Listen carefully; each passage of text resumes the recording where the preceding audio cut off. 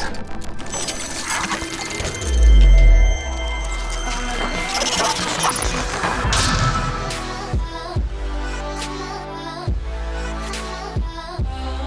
Welcome back, guys, to another Clash Royale video, and today the update and all the balance changes are finally live.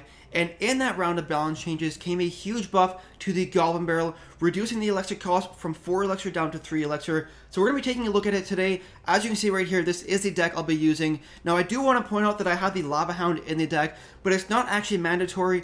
All you really need is some sort of tank unit to distract the tower while your Goblin Barrel goes in there and do some damage. So if you want to use a Giant or a Royal Giant, or even a Giant Skeleton in place of the Lava Hound, that will work. I just threw the Lava Hound in there because that's my only legendary on this account. Now let's go ahead and take a look at some replays, and then we'll finish off with a live battle.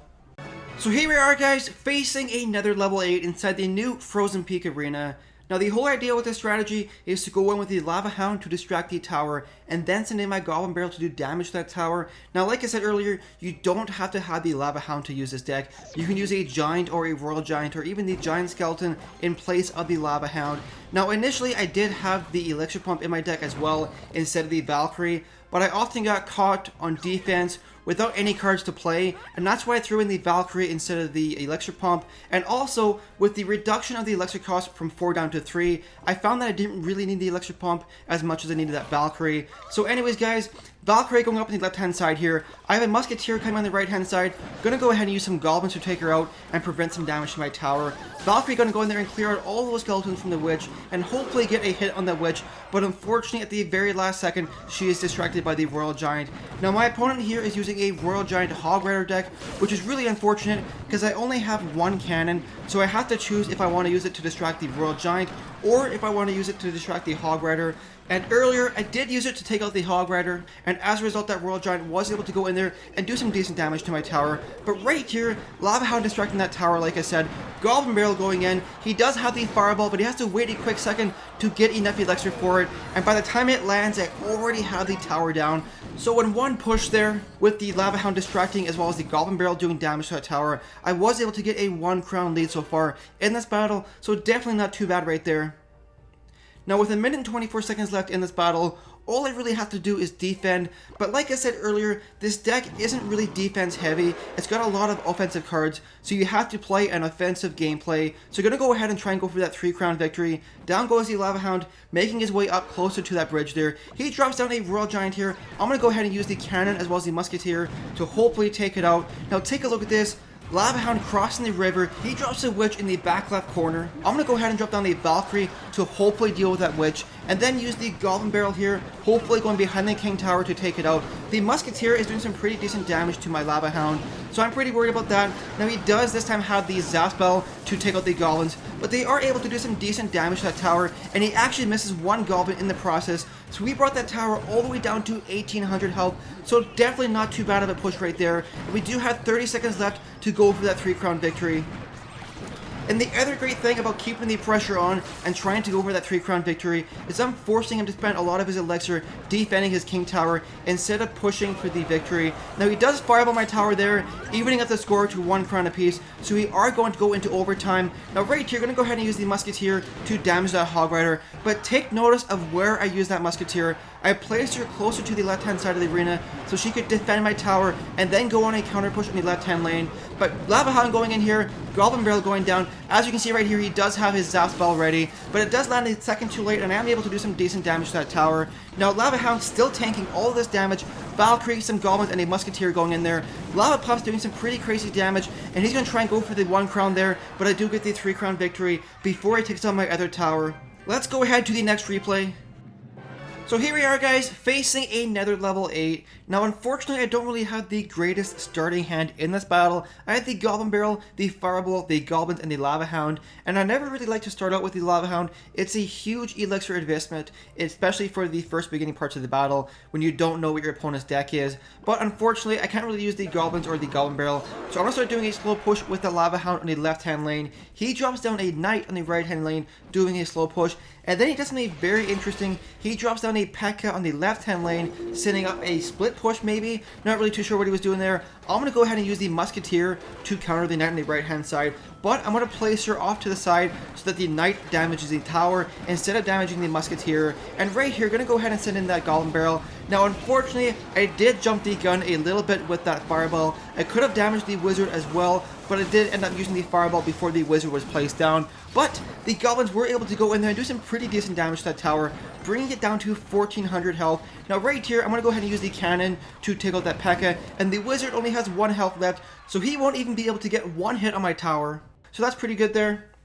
Now right here, going to sit back and start building up some Elixir. He does have the Elixir advantage so far in this battle, but I do have the damage advantage. His tower on the left-hand side is down to 1400 health. His tower on the right-hand side is down to 1200 health. So things are looking pretty good, but he's coming in with a pretty aggressive Sparky push right here. I'm going to go ahead and try and use another Lava Hound Goblin Barrel push, and hopefully force him to spend all of his Elixir defending his tower, so he won't be able to support his Sparky. And in fact, it does end up working, because right here, the Sparky all by himself, pretty easy to take it out. Now, unfortunately, with the Goblin Barrel placement, I was a little bit predictable right there, dropping it in the back left corner once again, and he kind of predicted that using his Valkyrie to counter all my Goblins. So I wasn't able to do too much damage to the tower in that push. Now right here, we're going to go ahead and use the Valkyrie to counter that Valkyrie. You never really want to keep a Valkyrie on your tower because she will do crazy damage, guys. The Valkyrie has a ton of health and does a lot of damage for 4 Elixir, so you always want to make sure you counter it. Now right here, we're going to start setting up another push in the left-hand lane with that Lava Hound once again. He's going to start setting up a strong push behind his P.E.K.K.A. Now take a look at this next little exchange right here, guys.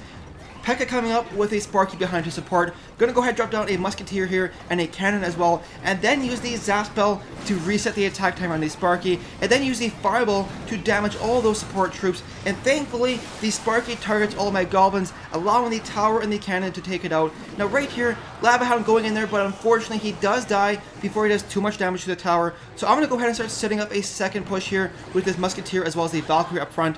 And this is what I mean about you don't need to have the Lava Hound in your deck to use this deck, guys, because as you can see right here, the Valkyrie is actually tanking the tower damage, allowing the Goblins to go in there, doing some pretty decent damage in the process, and bringing the tower within Fireball range. So right here, I am able to get the 1 crown victory. Let's go ahead and do a live battle, guys. So here we go, guys. What kind of opponent do we have? We are facing a Nether level 8, so that's a pretty good thing. Now, I want to hear from you guys. What are your opinions on this new update? What do you think of the new arena, the new cards, the new tournament system? Personally, I love this new arena. I just love the way it looks and stuff like that. Gonna go ahead with a Lava Hound right here. Start setting up a slow push. But I haven't actually participated in any tournaments yet. I haven't been able to get into one. But I'm sure that's just because of the update hype. As time goes on, it'll probably get easier to get into tournaments, I think. But yeah, for sure, let me know what you guys think of the new update in the comment section below.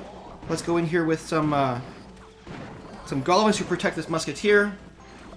And let's use the... Ooh, I wasn't expecting that. Fireball all this. Get some pretty good value for there, I think. Hopefully the cannon, or hopefully the tower can finish them off. Come on, come on, come on. 1 hit by that Valkyrie, not too bad. I'm going to go ahead and use my Valkyrie to counter both of these cards right here. Hopefully it works.